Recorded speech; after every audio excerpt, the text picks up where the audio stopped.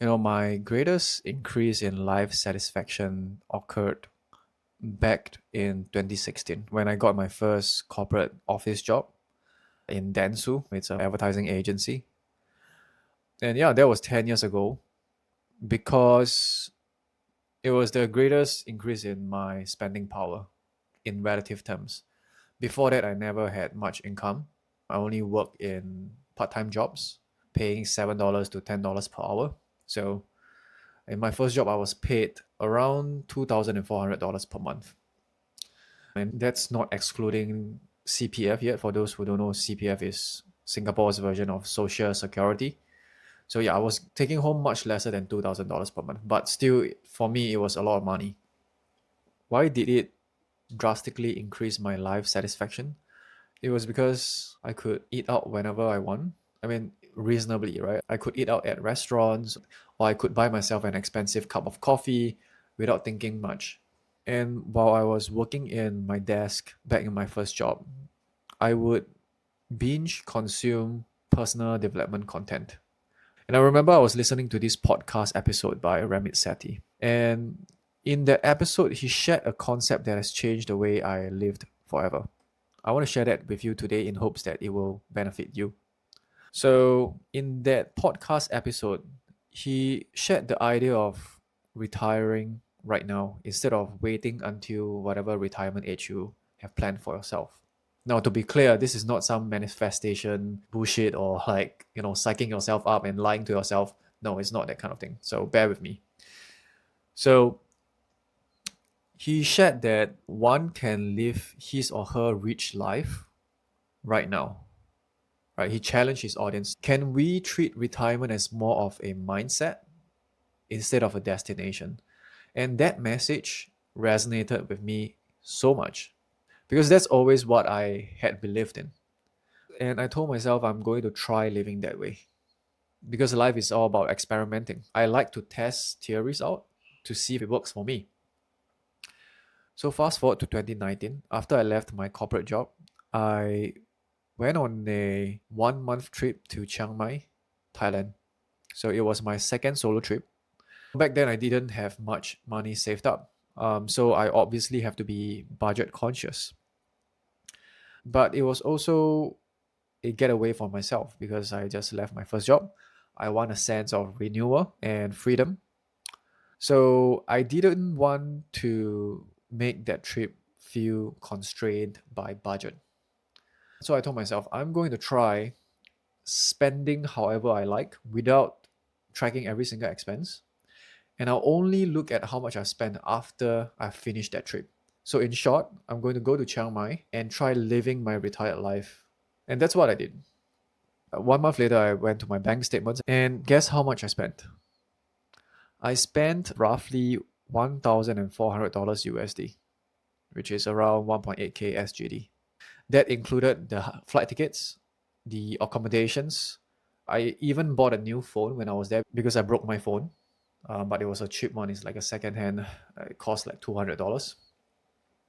And to me back then, I didn't even live frugally. I just eat out every day. I eat anything I wanted. I drank lattes at cafes every single day. I felt genuinely free. It ended up being one of the best trips of my life. For those who are new here, I'm Clement from Singapore, 35 this year, and I am documenting my journey after walking away from a profitable sales consulting business to basically figure out what's next. So, what does it mean to retire now? So, for baby boomers, it's my parents' generation. Their concept of retirement is working in a stable job until they are 65, and after which they can finally relax and live life. And then for millennials, which is myself, I'm a millennial. Millennials are age 29 to 45 this year. That's when the concept of fire is introduced and only in the recent years become more popularized.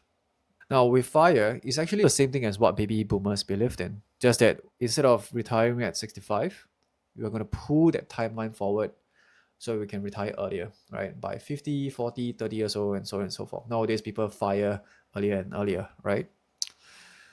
There are actually two problems with the fire movement that I've been thinking about recently. And I want to share that with you. The first problem with fire, to be clear, fire in itself is not the problem, but it is the way most of us relate to fire that is the problem. When fire first got introduced in the 1990s, it was just a way of thinking, right? It didn't become a category yet. Only in recent years, it became a niche of its own, right? You now have the fire community. Back then, when it first started, you don't have such a thing. And that is the problem. It is when fire becomes a label to be achieved. Now, what is a label? Labels or categories help us organize our thoughts because as humans, that's how we think, right? We need to segment our thoughts to think more clearly. But at the same time, it limits us when we try to become them. So, in short, labels as a tool of thinking is great, but it is a curse when we try to make it an identity. Understandably, that is how humans operate. We all want to belong. We are status driven creatures. We want to be associated with socially popular things. But the problem is when we do that, we end up building ourselves another achievement trap. When fire or retirement should be something that signifies freedom and autonomy, it is like the new Lamborghini or expensive condo, just packaged in a more socially popular wrapper. So I want to invite you to ask yourself, do you want fire because it's what you actually want? Or is it because you want to be able to say you have done it? For example, saying I've fired by 20 years old, I achieved fire by 30 years old. The former comes from authenticity and alignment to your own needs, and the latter comes from wanting validation. So that's the first problem. And the second problem I see with the fire community is, how fire generally communicates this concept of frugal living, right? Save up, live below your means so that you get to reach your financial goal earlier. And that makes sense because if you think about the greatest investors of all time, there's a common denominator to all of their successes, and it is time. They have time in the market so that their money can compound, which means to say your optimal saving period is right now. It's not 10 years later, it's not 20 years later. If you want to achieve financial freedom early, it makes sense to save as much money as you can right now. But guess what? Your optimal spending period is also right now. Would you prefer to, I'm just going to think of a random example. Do you think you enjoy snowboarding more in your 20s versus your 50s? Not to say that you can't enjoy snowboarding when you're older, but what are the chances of you enjoying it more when you're younger? Because right now is when you're the sharpest, the strongest, and the fittest. And that's the dilemma of life, right? The best time to save is right now, but at the same time, the best time to spend is also right now. So should I spend or should I save? Right? And most people, they go to either one of those extremes. So what's the solution? How about somewhere in the middle, which is living within your means, not below your means, not above your means, but within your means. Just like the way I lived in Chiang Mai. I wasn't super rich, right? But yet I still had one of the best trips of my life.